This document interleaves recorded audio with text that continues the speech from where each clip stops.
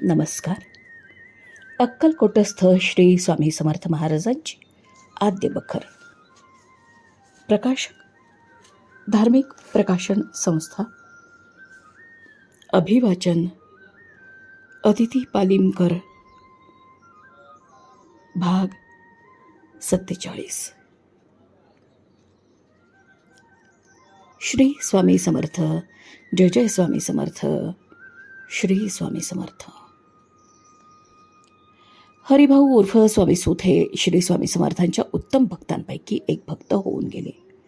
ते जातीचे उत्तम मराठ्यांपैकी असून मौजे इटिया विलये तालुक्यात राजापूर जिल्हा रत्नागिरी या गावचे खोत होते. यांचं घराणं चांगलं नामांकित आणि कुलीन होतं. यांच्या वडिलांचं नाव भाऊ उर्फ दाजीसाहेब होतं. हरिभाऊ यांना 8 भाऊ आणि 4 बहिणी होत्या. 8-9 वर्षाच्या होईपर्यंत ते आपल्या गावातच राहिले आणि गावठी शाळेत जाऊन त्यांनी थोडाफार अभ्यास केला. लहानपणी यांचा स्वभाव फार रागीट होता. ते प्रथमपासूनच भाविक आणि सत्यप्रिय होते. अमुक गोष्ट खरी आहे अशी एक वेळ त्यांची खात्री झाली म्हणजे निर्भयपणाने आणि निर्भीडपणाने ते तिचा स्वीकार करत आणि जीव जाण्याचा प्रसंग आला तरी खऱ्याच सोडून ते चालत नसत. हा दृढ निश्चयाचा गुण लहानपणापासून त्यांच्या स्वभावात दिसून येत होता. असो, 10व्या वर्षी हरिभाऊ मुंबईस विद्याभ्यासासाठी आले आणि त्यांचे आप्त दाजीसाहेब सुभेदार यांच्या घरी ते काही वर्ष राहिले. सुमारे 15-16 वर्ष मुंबईस राहून ते इंग्रजी आणि मराठी शिकले. पुढे त्यांनी मुंबईस म्युन्सिपाल्टीत नोकरी पत्करली.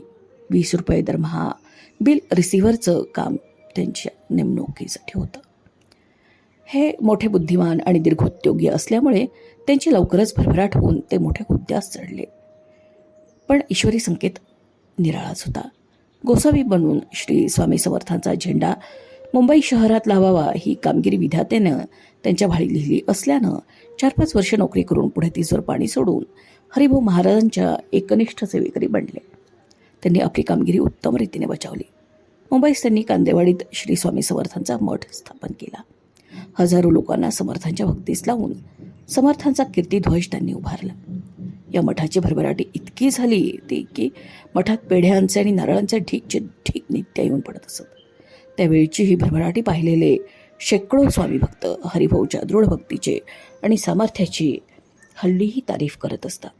श्री स्वामी कृपेनेच त्यांची योग्यता इतकी वाढली होती की ते जातीचे मराठे असता काही ब्राह्मणही त्याचपासून गुरुपदेश घेऊन त्यांचे शिष्य बनले होते.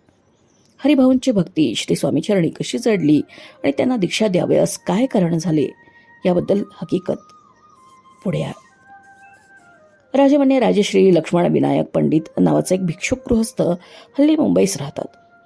सन 1868 साली अबिसिनियाची लढाई चालली होती. तेव्हा सदर गृहस्थ बळवंतराव सखाराम व कंपनी नावाच्या गवत पुरवण्याच्या कंपनीत भागीदार होते. त्या व्यापारात पंडित यांना बराच तोटा होऊन ते कर्जबाजारी झाले होते. आपली अप्रू कशी राहते या विवंचनेत ते नेहमी राहत. पंडित यांचे यजमान गोविंदराव माधवजी राहणार मुंबई हे मोठे धनिक आणि मोठे भाविक गृहस्थ होते.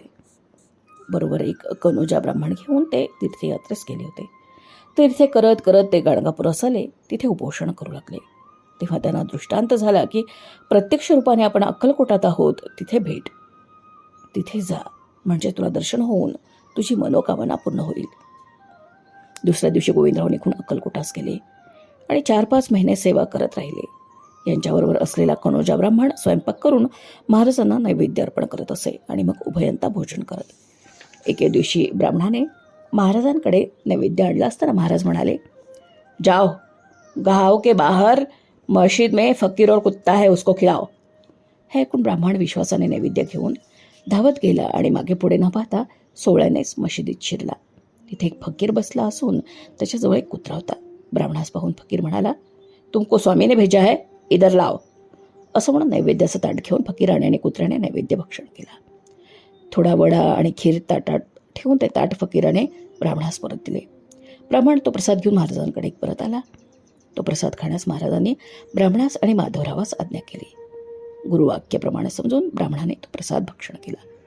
माधवरावांच्या मनात मुसलमानाजवळील अन्न कसं खावं अशी कल्पना येऊन त्याने प्रसाद भक्षण केला नाही. ब्राह्मणावर महाराज प्रसन्न होऊन, जाओ मुंबई में 10,000 रुपये का तुमको मिलेंगे असा आशीर्वाद देऊन त्याला जाण्याची आज्ञा केली.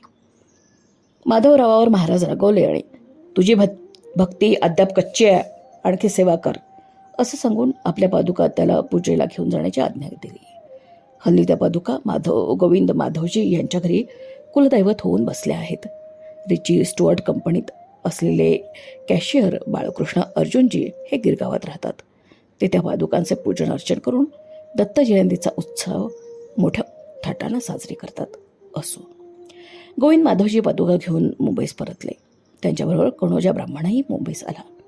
महाराजांच्या वचनाप्रमाणे 10,000 रुपये कसे आणि केव्हा मिळतात या गोष्टीकडे त्याचं लक्ष लागलं असताना त्यासाठी आपण गरीब, आपल्या हातून काही व्यापार वगैरे होऊन त्यात 10,000 रुपये नफा मिळेल हे संभवनीय नाही. बरे, आपण तसे काही विद्वानही नाही की जेणेकरून आपणास एवढी प्राप्ती होईल.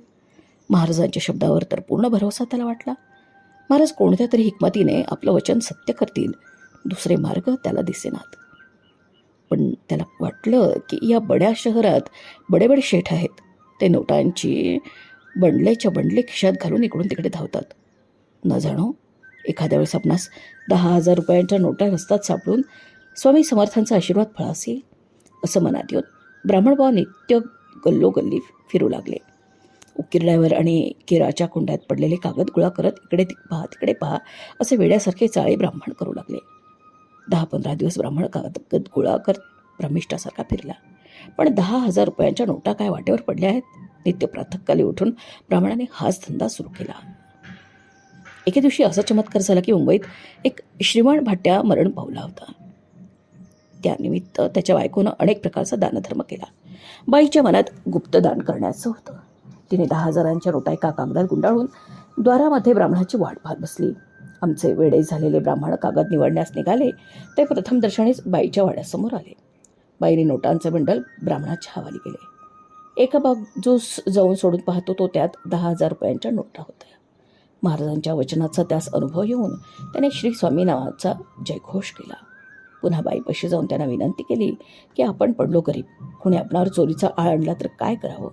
बाई ब्राह्मणास निर्भयपणाने जाण्यास सांगितलं आणि तसा प्रसंग आल्यास आपलं नाव सांगण्यास सांगितलं. ब्राह्मण अत्यानंदानं उत्तर हिंदुस्थानात आपल्या गावी जाऊन विवाह करून श्री स्वामी कृपेने संसार सुखाचा अनुभव घेऊ लागला. गोविंद माधवजींनी मुंबईस आल्यावर काही दिवसांनी तीर्थयात्रेप्रित्यर्थ मावंदे केले. लक्ष्मण विनायक पंडित आपल्या वडिलांसह जेवण्यास गेले होते.